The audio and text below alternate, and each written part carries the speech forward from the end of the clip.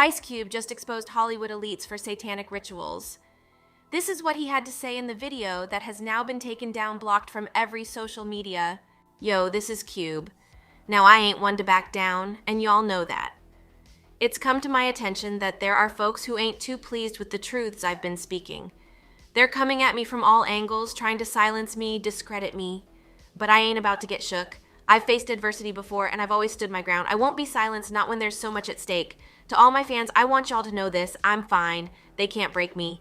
Don't be scared for me. Be aware for yourselves. Open your eyes. Ask the hard questions. Don't just accept the status quo. We've got the power to change the narrative, and that scares them. And remember, if they're coming after me, it means we're hitting them where it hurts. Stand strong, stand together, and let's keep pushing for the truth. Look, this ain't about causing panic or starting witch hunts. It's about shining a light on the dark corners, pushing for transparency. We're in this industry to inspire, to entertain, not to engage in some twisted secret behavior. I've spent my life telling stories and creating art that speaks to our shared humanity, not this. So I'm calling on all my fans, all of us who love this art form, to demand better. Don't let the glitz and glamour blind you to the realities. And to my peers in this business, if you're in the know, if you've got something to say, now is the time. It's time for us to clean house and remind the world what Hollywood should be about: creativity, authenticity, and respect. Together, we can make sure our industry represents the best of us, not the worst. Unquestionably, the world of rap and hip-hop music has been riddled with myriad challenges over the past decades. Ever since its inception, numerous individuals have sought to label it as a destructive form of music. Well, what I'm going to do is go on the Gatekeepers podcast tour, alleging that it portrays harmful behaviors or even encourages listeners to adopt a criminal lifestyle. Such misconceptions have persistently haunted the creators within these genres, who have been forced to counter these stereotypical notions ever since they first surfaced. However, there are those who discern a more intricate relationship underlying these issues. And a lot of you listening to me right here, right now, you're not part of the club either. One such individual is Ice Cube, a seasoned figure in the rap scene who has expressed some thought-provoking insights on the matter. Let's delve into his perspectives, and while we're at it, don't forget to give this video a like and subscribe to our channel. 4. Unveiling the intricate link. During a recent guest appearance on Bill Mayer's podcast called Club Random, and that's cool, we can do it ourselves, you know what I'm saying? We still on the rise without these motherfuckers, so we don't need them, you don't need them. Ice Cube discussed what he perceives as a connection between the prison industrial complex and the entertainment industry. He contends that the prison system is in a symbiotic relationship with the rap industry, capitalizing on it to incarcerate more individuals. He asserts the narrative is really kind of structured and really made into what the record company wants the record to be. But first, be sure to like the video, subscribe to the channel, and hit the bell icon so you never miss an upload from us. And with that being said, let's get straight into the video. I don't know their names, Bill, but if you follow the money, you go high enough, you start to see, okay, you know, this is an industry, same people who own the labels own the prisons. I suggest you follow the money, he proposes. I don't know their names, but if you delve deep enough, you begin to understand this is an industry. He elaborates further. Consider rap music. The very same entities that own the record labels also own the prisons. There seems to be a suspicious correlation, if I may use that term, between the types of records released and a seemingly intended push towards sustaining their prison industry. So you mean tell me every producer in Hollywood has this mandate? Give me a break. It has to come from the studio to hit every producer, because every producer don't think the same. You know, they try to, you know, put my business in the street, put pressure on me, everybody around me telling me how stupid I am.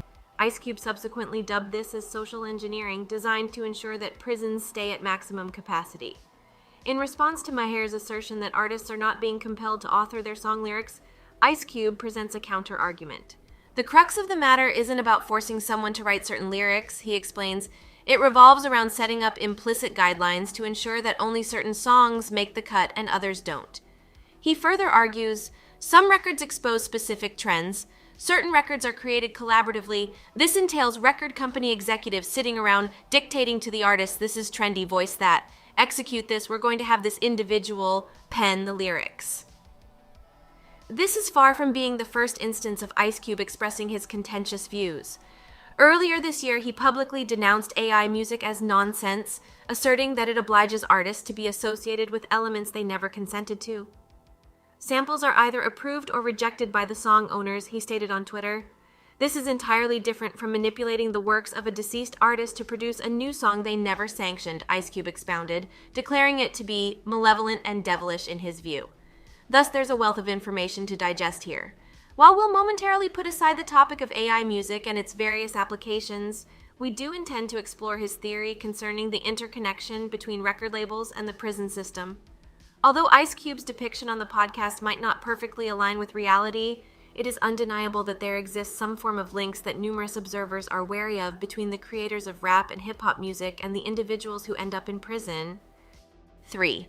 The prejudice against the industry. As previously mentioned in our introduction, there exists a group of people who harbor the prejudiced belief that anyone associated with rap or hip-hop is either on the path to becoming a criminal or is already one. Such an attitude is not only unfair to those who have maintained a clean record, but also detrimental to those who genuinely admire the industry, its music, and harbor ambitions of making their mark in this field when the opportunity arises. We could enumerate numerous artists who have had only minor encounters with the law, often unrelated to their rap career, or those who have never found themselves on the wrong side of the law.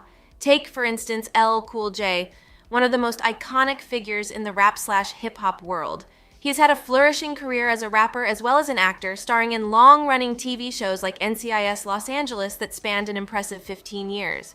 Has he ever been embroiled in legal troubles? The answer is a resounding no, because truth be told, he has led a life free from such controversies. Although there was a singular incident involving a couch for which he was reportedly arrested, we'll refrain from delving into that matter. Let's also consider the case of Eminem.